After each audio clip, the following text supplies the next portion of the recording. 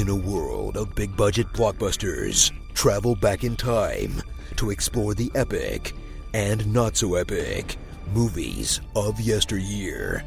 Join Tim, Chris, Dana, and Spaz on their adventures through Nostalgia Land. This is On Second Watch, a movie nostalgia podcast.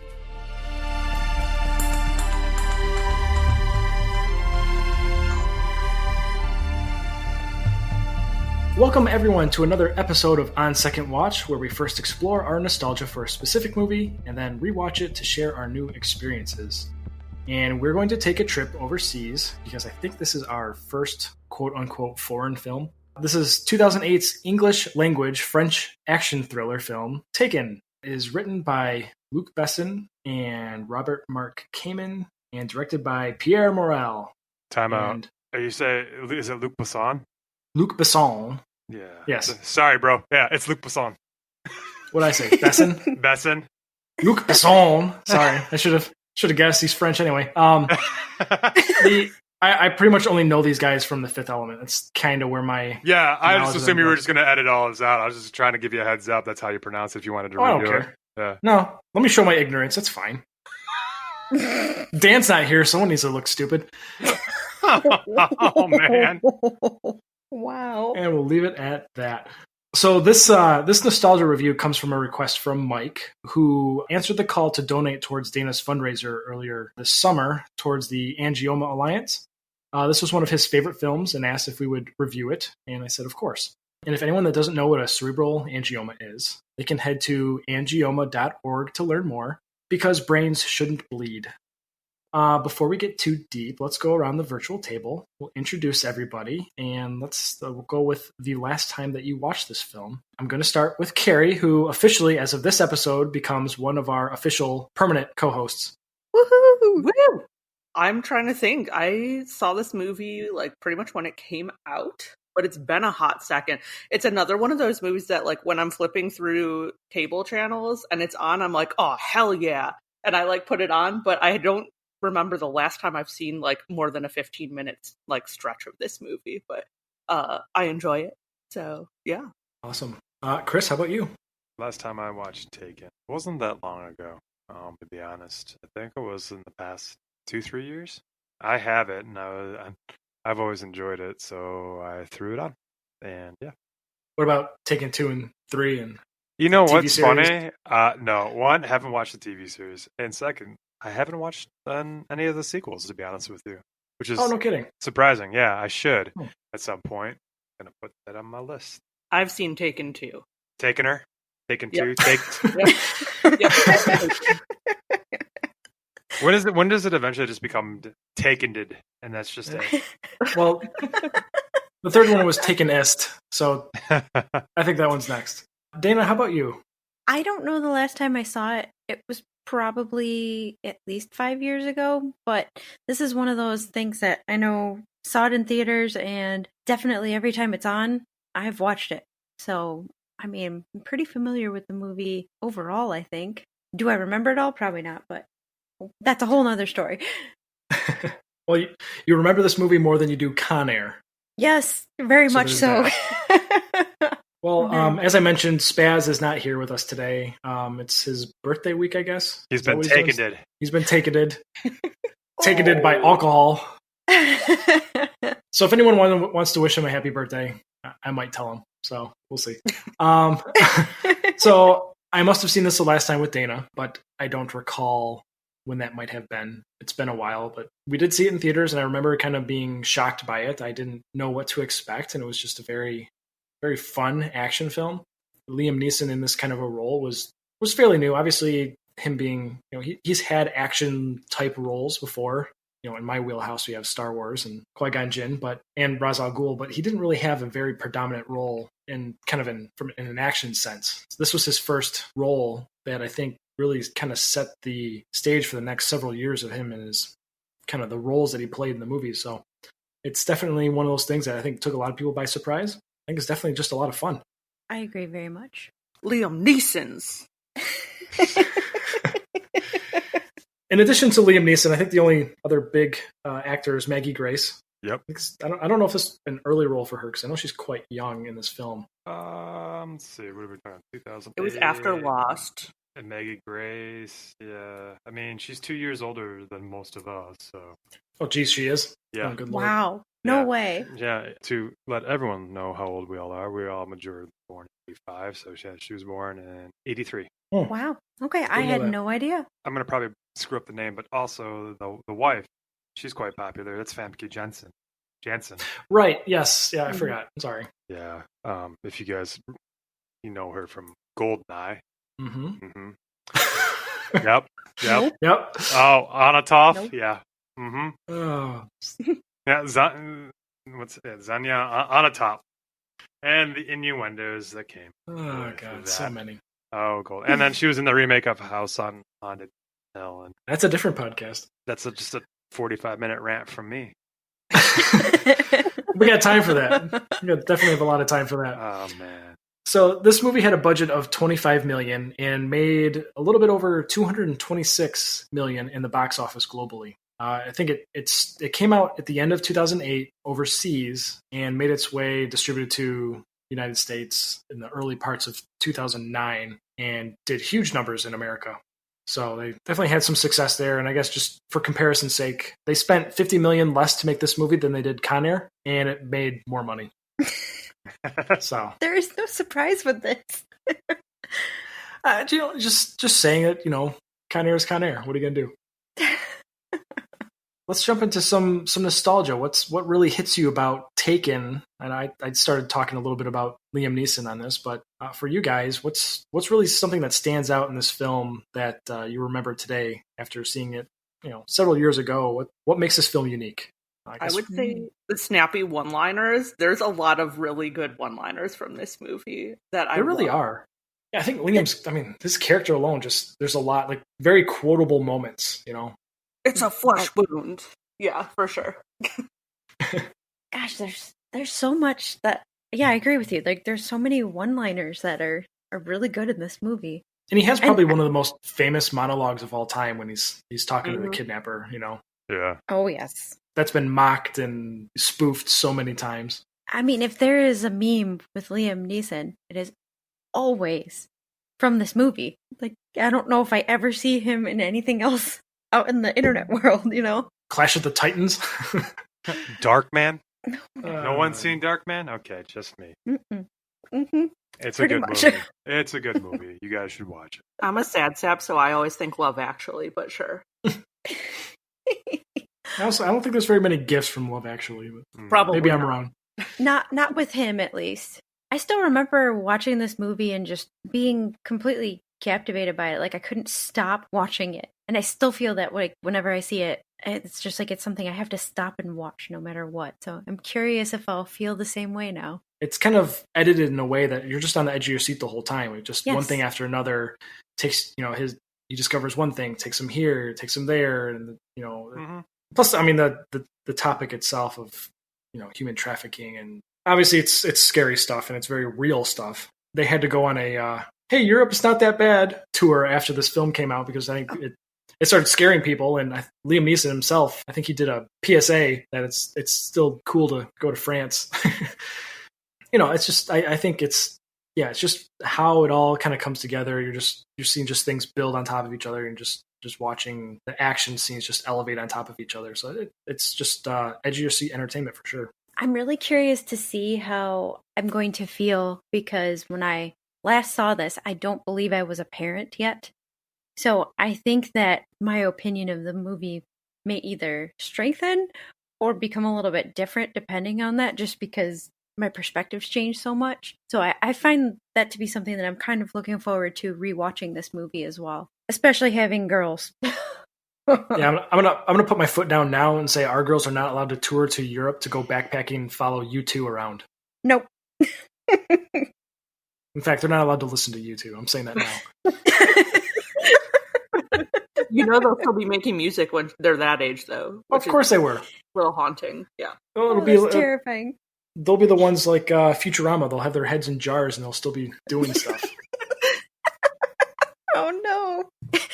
Oh, I almost just sang again. I'm not going to do that again this time, though. Dana just encouraged to sing. What were you going to sing? No, we're not even going just there. What, no. Was let's it a just YouTube move song? on. Yes, but let's just keep moving on. All right. So I have a number of shout outs and nostalgia that people shared. The first shout out I want to give is to the company Sticker Mule, who I've used many times in the past to purchase stickers, not just for this podcast, but other things that I've done in the past. They jumped in on our giveaway, and at the end of August, they're going to give 2 winners a $50 store credit. So a total of $100 is being given away from Sticker Mule. You can make your own stickers, coasters, labels, hot sauce, which is actually really good. It is really good. Thank you, Sticker Mule, for that. $100 is a huge giveaway, and they have some awesome, high-quality products. And that brings our total giveaway amount to $450 right now, which is sweet. Awesome. And I'm looking forward to that. And I will be going live at the end of August to do all these giveaways, so everyone's welcome. I'm going to have some fun with it, just to experiment. It's just another thing to try and see how it goes. But I'm looking forward to giving all these prizes away, and people have been getting involved on Twitter and playing our games too. So it's definitely getting some traction. People are having fun with it too. So, hey, I'll just keep going. One thing I did want to mention is Sticker Mule is doing something on Twitter right now. It's expensive to advertise on Twitter. Even promoting a single tweet is, I don't know, minimum of $50. So instead of them spending thousands of dollars to promote their own tweets, right now they're just saying for every tweet that they make, if you retweet it within 24 hours of them posting it, they're going to pick one random person from each tweet that they make and give a $500 Amazon credit to. And they've been doing this for several months now. They'll tweet the most random things like, what do they say? Something was about lima beans the other day. Yeah. They said like lima beans don't get enough credit. Bam. Someone's getting $500 for that tweet. So it's just, they're a very fun company to pay attention to. So I wanted to give them a shout out and thank them for being a part of our giveaway. And I'm excited to give that away at the end of August. Yes, and maybe going off of one of their tweets as well, because I'm going to shout this out, maybe somebody will create fortune cookie ice cream off of their most recent tweet. Fortune cookie ice cream? Yes. Like the flavor of fortune cookies, or like cookie dough, but instead of cookie dough, we're just going to have like some like generic fortune cookies crushed up in there, and probably some parts of like paper. You can kind of eat your ice cream, pull out part of a fortune. The paper. Yeah, because I was just saying, if it's like a fortune cookie ice cream kind of idea, and I got to dig through my ice cream to find like my fortune and how lucky I am going to be solving a problem in 6 months, and it's all soggy and wet, and my lucky number's 15. I'm going to be a little pissed. It'll be in like a little capsule, and you know, Great, so it'll be covered in chocolate. So I'll eat it without knowing it, and then wow, I'll have a bunch of all those paper products in my stomach, end up at the hospital. It sounds like a lawsuit, Dana. I don't know how comfortable I feel about this now. Well, just think about the x-ray. It's like, what's going on, Doc? It's like, well, looks like you should befriend somebody and be nice to your neighbor. What? Or better yet, I actually had Chinese food a couple days ago, and I cracked open a fortune cookie. There's advertisements on them now. Yes, what? There is. I was like, this is stupid.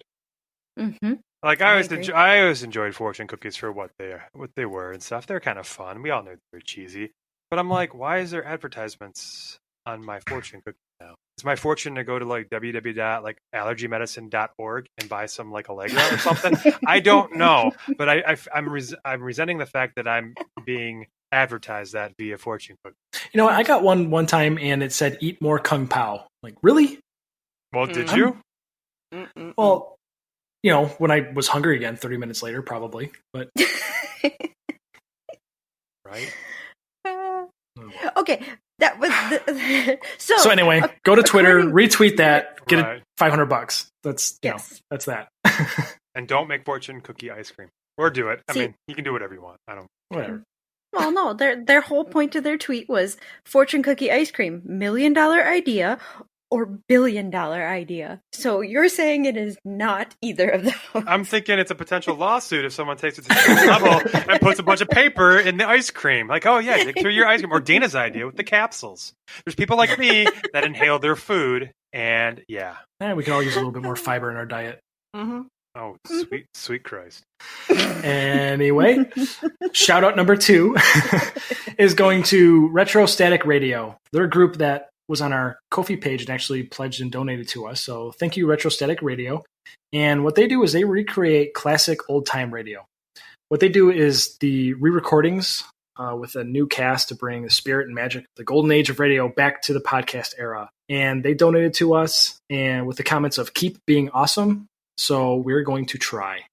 Try is the ideal word there. So definitely a big shout out to them. Thank you. If you want to check out what they're doing, you can go to ko-fi.com/retro-static-radio. And they have some sweet commission offerings, such as a photo, signed scripts, or you can even pick episodes or movies for them to do next in their old-timey radio broadcast. Definitely take a look at them, and thank you for supporting us.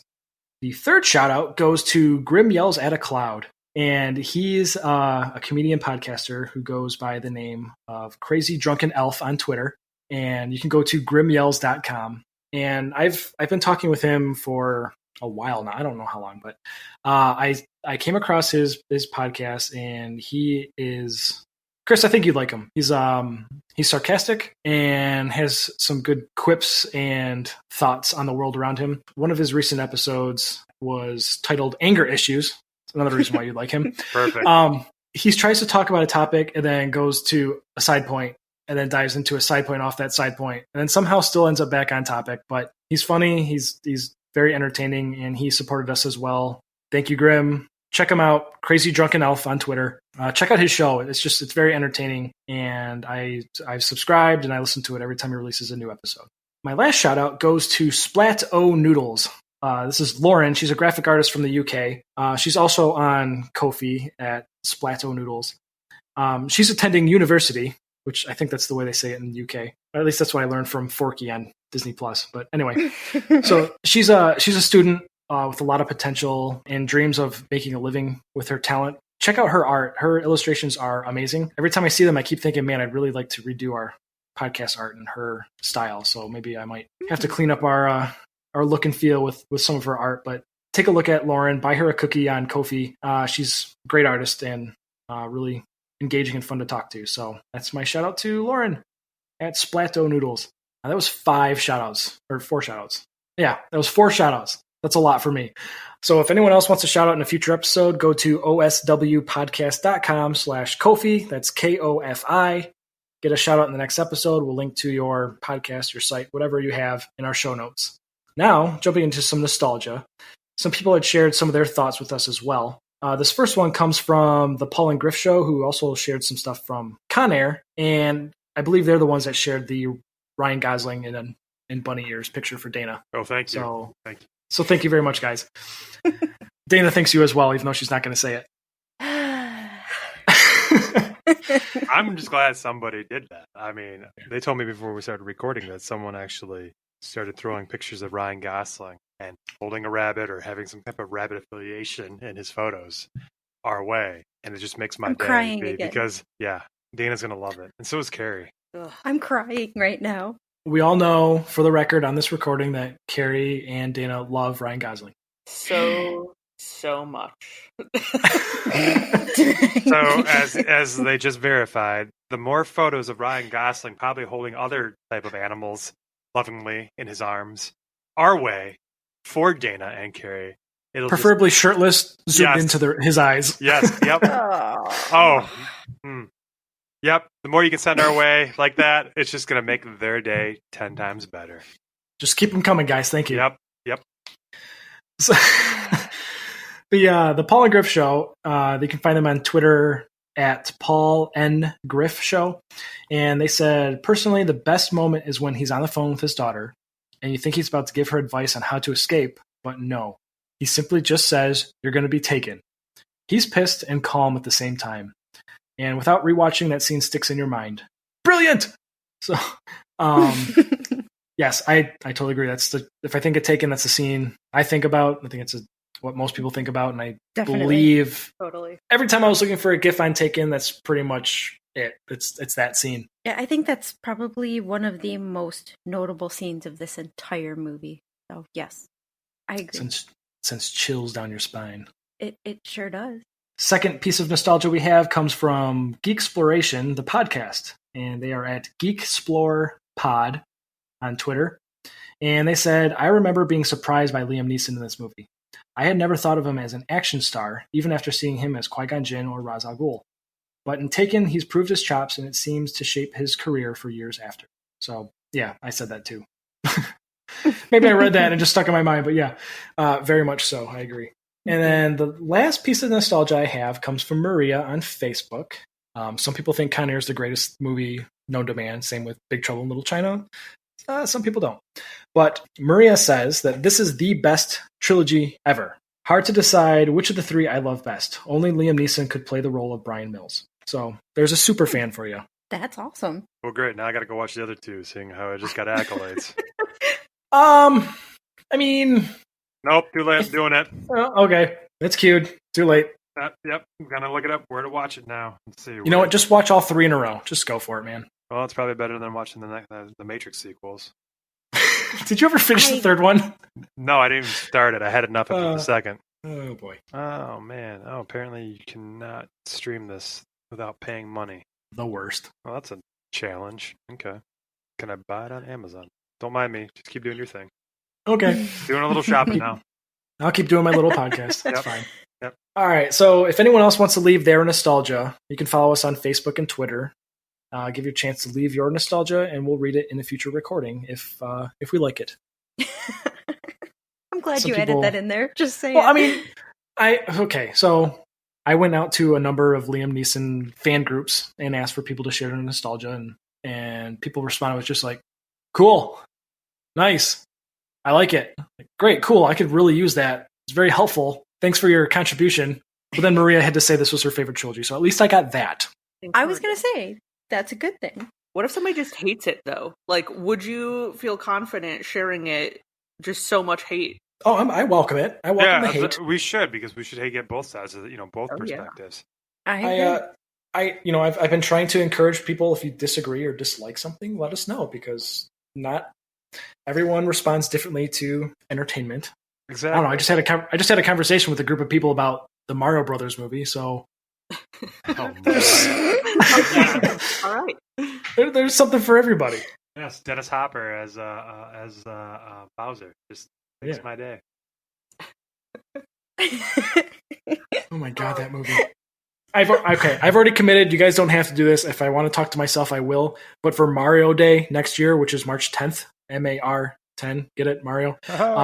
I am doing that movie. So if I'm going to speak to a wall, that's fine. But if anyone wants to join me, I am rewatching Mario Brothers. No, I'll watch it, because that's at the precedence of like how bad video game movies will be for years to come, in my opinion. Like, they couldn't just stick. Not doing it right now. Nope. Wait. Like, oh my god. Like, and there's so many people in this movie. Right? Oh. It's so weird. Anyway, that brings us to Over Under. And unfortunately, since Spaz isn't here, in typical MMA fashion, if the reigning champ doesn't show, he forfeits the belt. So, sorry, Dan, you don't get a chance. He's not the overall champion. He's just last game's champion. Just last game. He's the reigning champ. All right. It doesn't really matter. It's like a participation trophy. Eventually, every squirrel gets a nut, right? Exactly. All right, congratulations. You participated. Here's the trophy. You won that time. It really doesn't mean anything. I'm just so concerned because I've only played once, and I did horribly, and Dan was the only one that did worse than me, and now he's not here as my safety net. Kari, I completely bombed last Over and Under game. Like, I think I got one right for Con Air, maybe two. So let's take a look back. Yeah, bust open your Excel sheet. Well, my Excel sheet is always open. Do you have a pivot table for me? Could you send it? No. Could you send it my way? Maybe Dropbox it. I'd like to analyze the data. No, you can't handle my Visual Basic code in Excel. This is Chart Boy. He has it all. Chart Boy is like the worst superhero ever. Fighting crime with bar graphs one at a time. Sorry, Look Tim. at this graph. Chris, you got. I know what you're talking about. I have three. I got three. Fantastic. Cool. Thanks for the Nickelback rendition in my head now. I know. I almost started singing it for you. I've seen it. Yeah. I love that video. Oh, Nickelback. Our Canadian champions. All right. let's do this. Question 1. One of my favorites is, how many people does Bryan Mills, which is Liam Neeson's character, kill in this movie? And is it over under 30.5? Ooh. I'm not gonna ask again. Every goddamn time. Why is there a half a body in here? Tim? You're exhausting, Chris. I'm just beating this dead horse so hard. But anyway. One of these days we're going to watch one of your silly little horror movies, and there's going to be a half. Yeah, you're absolutely right. So I'm just setting it up so that we can debate this later. Fine. 30 and a half bodies hitting the floor. Let's go. All right, Drowning Pool. What do you got?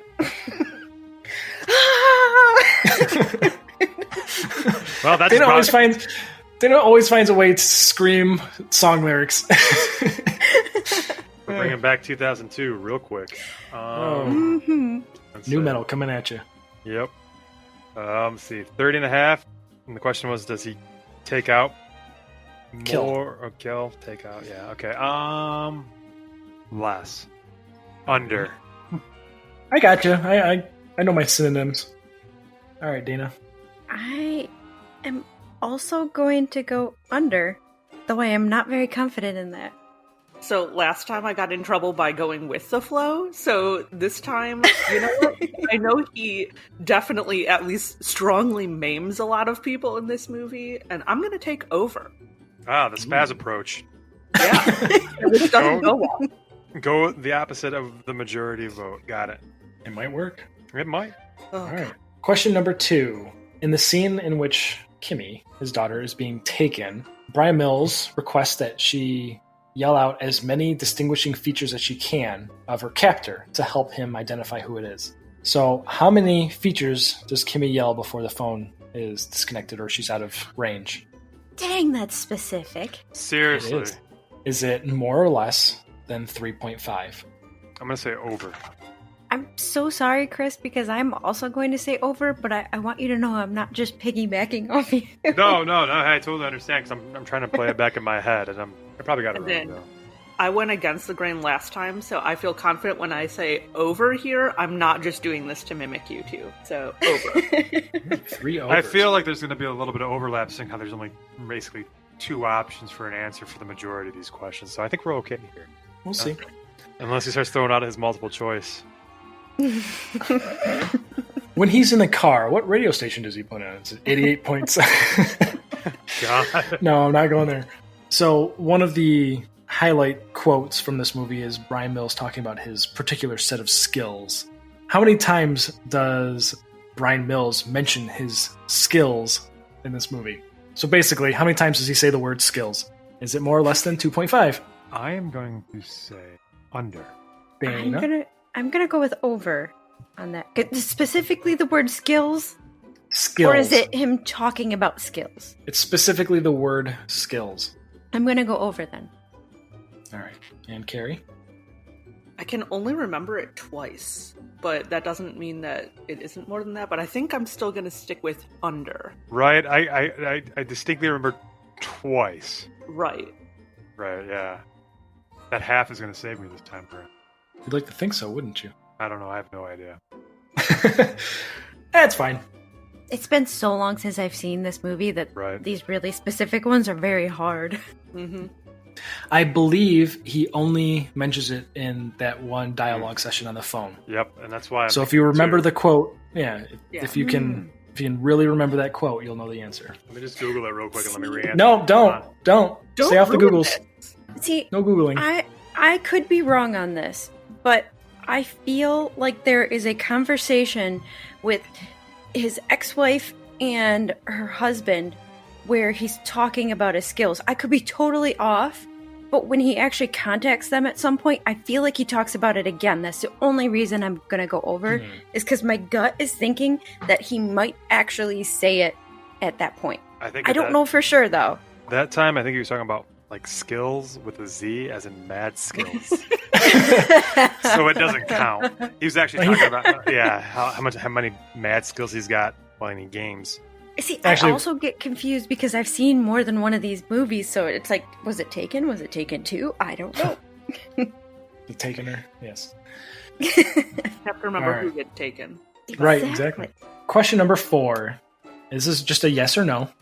Do we hear the F-bomb? And granted, this is... So, some notes. This is a PG-13 movie. It's a very hard PG-13 movie that was often debated on whether or not it was going to go R or PG-13. But do we hear the F word at least one time? And Kari, you're going to go first now because I'm not letting you go last on... Oh, that's fine. I welcome the these. challenge, Tim. Isn't there an uncut version of this movie too? I'm going to say no. Ooh, there is. I'm on Amazon. Thank you. Was it Marie who recommended this? The 3-pack, the Taken collection. Includes both the theatrical and unrated version of all 3 films, and it's a very affordable $24.76 for Blu-ray. Well, there you go. Going to put that in my cart. Click. Dana? So there's an unrated and a rated version of this movie? Yeah, that changes things. Yeah, I think we're talking theatrical. This though. is just the theatrical version. I don't know, but I'm gonna switch Of course you it up don't and know. I made this game. No one knows any of the answers. Just me. I'm gonna just say yes, because if it was a questionable, should have possibly been a rated R movie, there's a possibility. So I'm just gonna say yes. There's always a possibility. All right, Chris. I'm gonna say yes also. I really hope, because I'm totally gonna buy this 3-pack. I think I have the DVD of Taken, but obviously if I'm gonna watch this for the podcast, I might as well upgrade to Blu-ray. Not that I don't know if it's really gonna matter for a 2008 film, but regardless. I'm really interested to know if it's Die Hard 4, where they came out as PG-13, and it sucked. And if you watch the unrated version, it completely changes the game as far as language and violence goes. Huh. I'm going purely off memory here, so if someone's listening, it's no, I'm dead wrong. Could be dead wrong, but I just remember it going from no F-bombs in Die Hard 4 to just typical McClane original Die Hard when it's unrated. I don't think I knew that. I don't think I did either. Add it to the list. Yeah, just not Die Hard 5, because I didn't even watch that. The one with Timothy Oliphant? That's Die Hard 4. Oh, okay. What's the 5th one? The 5th one, apparently, he finds out, or he has a son, or something. I don't know. He goes to Berlin, I think. Oh my god, I totally forgot that movie existed. I think most people did, too. We did see that. We saw it. Wow. Yeah. It's I like how you framed it as a question. We saw it?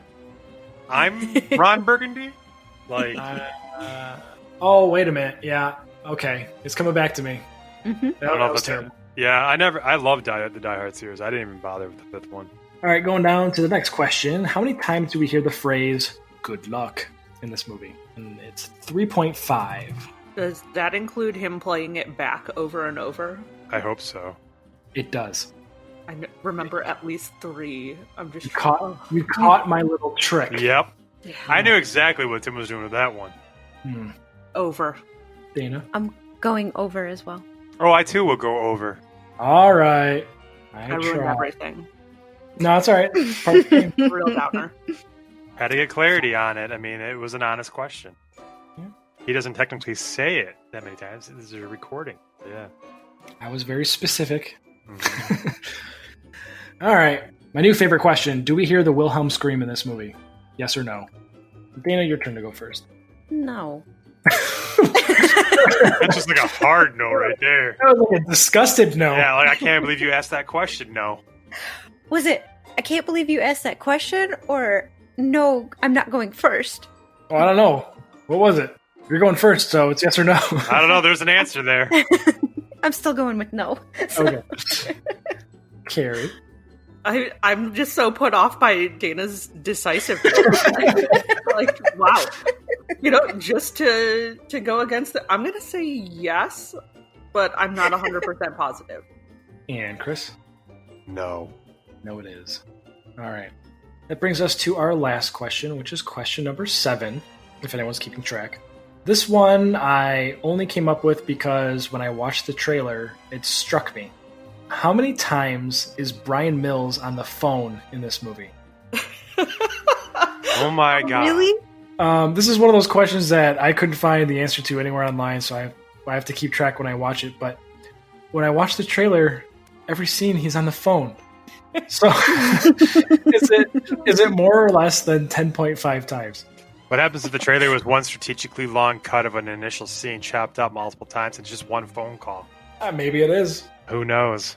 But he's on that phone more than I've been on the phone this entire year. Maybe he just had a bunch of free minutes. It's international minutes. Gotta use them up. International. Hey, this was 2008. Back then, that was a thing. You know, he had racked up a bunch of free minutes.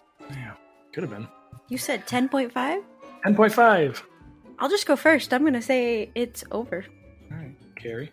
Oh, God. Oh, I get so flustered. I'm so indecisive. I'm going to say under. All right, and Chris. I'm just going to keep copying Dana. Over. I'm going to do You really just want to bad. have a tiebreaker here. I'm a huge fan of the tiebreakers. That's when Tim's obscureness for movie effects really shines. It's true. Well, I'll tell you what. You guys will not tie because you are different on exactly one question. Oh, no. So, unless there's some asterisk that Chris decides to call out and make some crap up. You know what, man? I'm tired of your shit, all right? I only brought it up one time, and that was with the Matrix, and that was, according to your Twitter poll, relatively close as far as split opinions. So, That's true. Well, if I've learned anything, half this world is wrong, so. yeah, your side. Dang. Boy. I don't think we're going to have a tie, but I said that before. Oh, well. We'll see. We'll see. All right, that takes us down to our nostalgia score. I'm curious what everyone thinks this movie is going to be like. I think for the most part, we have some pretty fond memories of this movie. One of those not knowing what we're getting ourselves into when we go to watch it, but we're pleasantly surprised. Kari, I'll have you go first. What is your score for 2008/2009's Taken? Okay, so being the new person, oh man, I feel so indecisive about this too, but I'm gonna spread out my scores. I feel like all of you guys, I've been listening this whole time, and everybody's like, oh, it's a 7, it's an 8 all the time. It's like, okay, come on, guys. So I'm going to spread them out, and I like this movie a lot, but nostalgia-wise, I'm gonna put it at a 5. Wow, you're just going hard in the paint from the get-go, aren't you? I'm gonna spread out my scores, you know? It's just how it is. Hey, fair enough. Fair enough. Yeah. I like how Kari waits until she's part of the podcast before calling us on her shit. Right? It's like I've been listening to you guys, and you guys got like a huge hive mind with your scores. You guys are just generally the same, and I hate it. So I'm going to be different on this and just totally flatline it with a 5. While recording, nonetheless. Not even like privately, just while recording. Right, exactly. I hate it. Yeah. All right, I got your 5. Got your 5 right here. Dana, how about you? I have given movies a 5 at this point, I believe.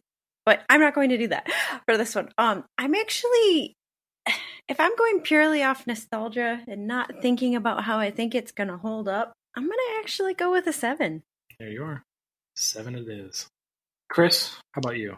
My nostalgia ranking for Taken is going to be once again close to Dana. So I'm going to put it at a 7.5. I remember really enjoying the movie for what it was. I also really like Luc Besson, so like the You have to say it. I don't know. While you guys were talking earlier, I muted myself, and I wanted to make sure I wasn't really wrong. So I Googled how you pronounce his name, and it is, I believe, pronounced not Luc Besson. It's like Besson. So yeah. We asterisks. We do not hold ourselves accountable for the pronunciation of people's names. Yeah, I'm terrible at that. They'll just be butchered, and I can't even say my name. and you're French. I know, right? We 7.5. Okay. I took Spanish in high school, so there you go. I feel like we took 8 years of Spanish 1. Yeah, I feel like it was just one continuous Spanish 1, and I don't recall anything except asking, like, "Do you speak Spanish?" And where's the bathroom? So that's a big fair. one. I took French in high school, and I enjoyed it, actually. I don't remember any of it, but I actually enjoyed it. I think the high point for me was just looking up all the dirty words in Spanish. That's part of it, right? This checks Right. out. Yeah. All right. So, Kari with a 5, Dana with a 7, Chris with a 7.5. I'm going to throw this out as a... Let me do the math, make sure it checks out with IMDb. No, I'm going to say 6.5. I remember liking it. I feel like over time, maybe Taken 2 and 3 really tainted my memory of this film. It's like one of those things where it's like, all right, we got it, and it was good. Just stop. Like The Matrix, just stop. But sometimes though, trilogies and sequels are really good. Terminator 2, the Indiana Jones trilogy. There's not 4, there's 3. Things like that. True. I mean, but see, once again, I have not seen Taken 2 or 3, and see, I've heard the shout out that you had earlier, Marie, right? I'm sorry, I'm terrible with names. Maria, excuse me, I'm sorry. Yeah. Maria. See, she loves it, so now it's in my shopping cart. Now you guys are saying it's tainted your view of So do I take it out of my cart now? Do I just buy the Blu-ray? What do I do here? Do I buy the 4K? Oh my God, what's going on? I'm very pressing out over here, guys. I'm starting to talk really fast. I don't know what's going on. Oh my God. Buy it, and then we'll tell you. Well, that's a terrible choice. That's my money's down the drain. But at $8 a Blu-ray, it's a really good deal. Let me backtrack a little bit. I think Taken 2 is fun. I think it's an interesting approach to it. I'm not going to spoil anything, obviously, if you're going to invest in it. I don't remember Taken 3. I vaguely do, but that's about it. Either way, I feel like they're just kind of running in circles. And then when they came out with a series that, one season? Did it even survive the end of the season? I don't know. I have no idea.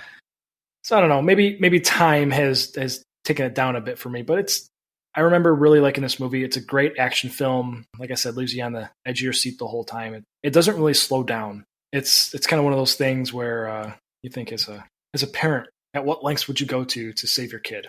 For myself, I go pretty far, but I don't have this particular set of skills, so I'd be dead. I'm useless. Like, oh my God, I would be completely useless in this case. Like, we need to develop skills, apparently. A certain set of skills. I developed the wrong set of skills. What's your superhero? Chart Man? Is that what you are? Yep. Chart Boy. No, Chart Boy. Yeah. Get it right. Sorry. Yeah. I'm looking it up too. Like as far as regarding the sequels and stuff too. It looks like it was a different director for the first one and the same director for 2 and 3. I don't know if that played a factor or not. Same writers for the most part. Yeah, I don't know. Actually, could make a difference though. I'm just kind of like doing a little bit of a deep dive. It's interesting too because the same writers. It was Luc Besson and Robert Mark Kamen, I'm going to believe this is him. And they did all 3, but it was Pierre Morel was the director for the first one, and then it was I'm going to butcher this. Olivier Megaton as the second director for 2 and 3. But they've both done movies that I've enjoyed. I'm looking at his history and stuff. This is my rabbit hole. Yeah. Well, you know what? Like you, maybe it's time to do a deep dive of all of them. So if we got time, I'll see. Cause it's just been forever, and I just pushed them out of my memory bank and just kind of stuck with the first Taken. Mm-hmm. But maybe I'm just being unfair to the trilogy because Maria loves them. So, well, they have decent reviews. I mean, it's a solid 6 for Taken 3, and then on IMDb, and then Taken 2 has a solid overall of a 6.3, whereas Taken has a 7.8. Obviously, that seems fairly accurate. They're not terrible. But that seems to be the normal trilogy, right? Yeah, they got to peter out, obviously. But because it's very rare you get the Terminator 2 treatment where the sequel is actually better than the original. Yeah, it's so very rarely happens, but I guess it's worth a shot. It's Liam Neeson just being a badass. What else do you want? Come on. I mean, it's Liam Neeson. I'll watch it. Yeah. So that brings our average nostalgia at a 6.5. Which let's see, what are we comparing here? A little bit less than Clueless, a little bit less than Girl Interrupted. Ooh, less than Con Air. Yeah, that's good. Well, it's because Kari came in with the heat immediately, dropping that 5. I really did. I'm so sorry. We're totally going to reevaluate our grading structure after we're done recording. I can go back and rescore the others for you. No, it's okay. I don't need you touching a Big Trouble in Little China, making it worse. All right, thank you. 2? I believe it's a 2. No. You get that out of here right now. Well, I mean, we don't need to go back and reevaluate all our scores. They're our own personal opinions, and we can can you look at my nostalgia, and I don't have anything lower than a 6. So I'm Right. flying high in nostalgia land. I don't know if I gave anything worse than a 5. I feel like one of them I did, but I can't recall. That's what I'm saying. As a teacher myself, like, you got to spread out those scores, guys. Like I like 7. It's a safe number, okay? My nostalgia means everything to me. Don't take that away. All right, yeah. let me keep those happy memories, okay? Thank you. That's why we're gonna do this podcast and just butcher our childhood. Terrific. Why did I join? Yeah. Well, what have you started? We were all happy here with our 6s and our 7s, and you came in here and was like, "This is bullshit." 5. Coming in hot. Right? You're flipping the tables on us here. We'll find something of Kari's childhood to destroy. Oh, there's plenty. There's a lot. You know how much I'm enthusiastic about everything, so there's a lot there to be. You are? Yeah. No. I've only known you since 5th grade. No way.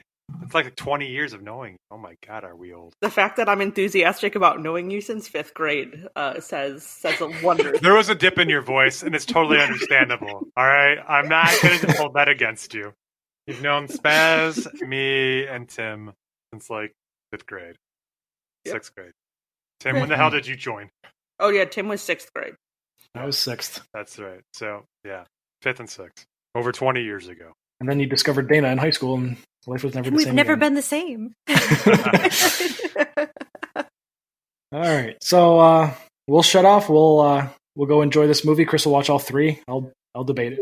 We'll see. I gotta make sure And- I don't own them first, though. That's what I gotta do before I pull the trigger on this. That's right. So we'll check this movie out and have some fun, and come back shortly and see how it all shakes out, and see if our particular set of skills are what we remember them, and if Kari's 5 are just right smack dab in the middle, non-committal, crappy nostalgia score. Super neutral 5. Yep, there we go. An enthusiastic 5. Playing it safe with the 5. It's either good nor bad. It's just there.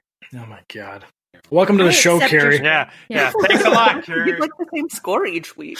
Because nostalgia's fun. Oh, Right? it is. When I watch it Should be. again, then I give them the real score, you know. But I like my You like your rose-colored. 60% fun. all the Yeah, time. I like my rose-colored glasses where I'm like, hey, I remember this being enjoyable for the most part. I don't have any 60% memory. enjoyable. Yeah, all right, maybe it is. It's better than 50% enjoyable. Okay. Oh boy. Don't you ruin Well- that. I love you guys. I really do. But not Ryan Gosling. You do not love Ryan Gosling. Nope. I do not. I do not. But hey, just in case anyone's listening, we do love the fact that you send Ryan Gosling photos holding creatures from nature to Kari and Dana. All We'll right. remember this, Chris. This is going to be like your birthday all over again. We'll remember this. For when I'm busy my birthday when I was doing my master's thesis, and you guys took a blowout of my face to all around out for a night on the town. Yeah. Your own birthday party. I had to finish my master's. Uh-huh. So this needs to be recorded. This needs to be said. So Chris was finishing his master's thesis. my quote thesis, unquote. yeah, I had to go defend it in like a week or two. His silly little thesis. And so we invited Chris out to celebrate his birthday, and he said, "Yeah, I'll think about it." No. But we were like, well, screw it. We're going to go out and celebrate anyway. So we printed out a picture of Chris's face, and everywhere we went, we carried around this picture of Chris's face. It was, life-size picture of his awkward smile. Thank you. And so we went we went out to dinner. We made sure we took pictures of him eating food, drinking drinks, chilling, With the waitress. making the waitress feel really creepy, like normal. In the baby That kind of tuxedo. Yes. The baby tuxedo. Baby tuxedo, the normal stuff. And There's nothing normal yeah. about that, but yeah, if anyone's listened to all of our episodes, this is quite normal. I guess so. Mhm. I Yeah, was going to say it is normal. for you us. guys, yes. Yeah, so I mean, we took Chris out for a night out on the town, even though he wasn't there, and that's what he gets for paying more attention to his master's thesis than his friends. Okay. So just don't do it again. Joke's on you. I'm just gonna go for my doctorate now. Ooh, that looks like we're gonna take you on a spring break trip to somewhere. We're not going on any type of trips right now. I don't feel like getting COVID. Thank you very much. Well, Don't be planning you're- shit. Your printout face is gonna get COVID. Oh man, Oh, no. no. Anyway, thanks for listening to our show. You can subscribe and rate us on all the usual places, but definitely follow us out on Twitter and Facebook so you can share your own nostalgia with us and share pictures of Ryan Gosling shirtless holding small fawns, some or bunnies. small woodland creatures of some nature. Yeah.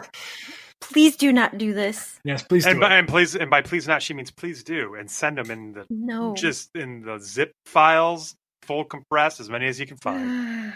I feel like I'm going to be crying a lot coming up. And anyone that does, I'll give them bonus entries to our drawing that happens at the end of August. You're the worst. You're the worst. Absolutely terrific. I think I haven't done the math, but right now we have probably over 500 entries into that drawing. So so get your submissions in. After this episode airs, we will have the taken version of our over-under game posted on our website at oswpodcast.com. So that's the best way to get entries into our drawing. So get them in there. Share pictures of Ryan Gosling. Let's do this, guys. Fantastic. Thank you. And there's no Spaz here, so that's good. No awkward exit. So peace, I guess. Well, so much for no awkward exit. Thanks for listening. Oh boy.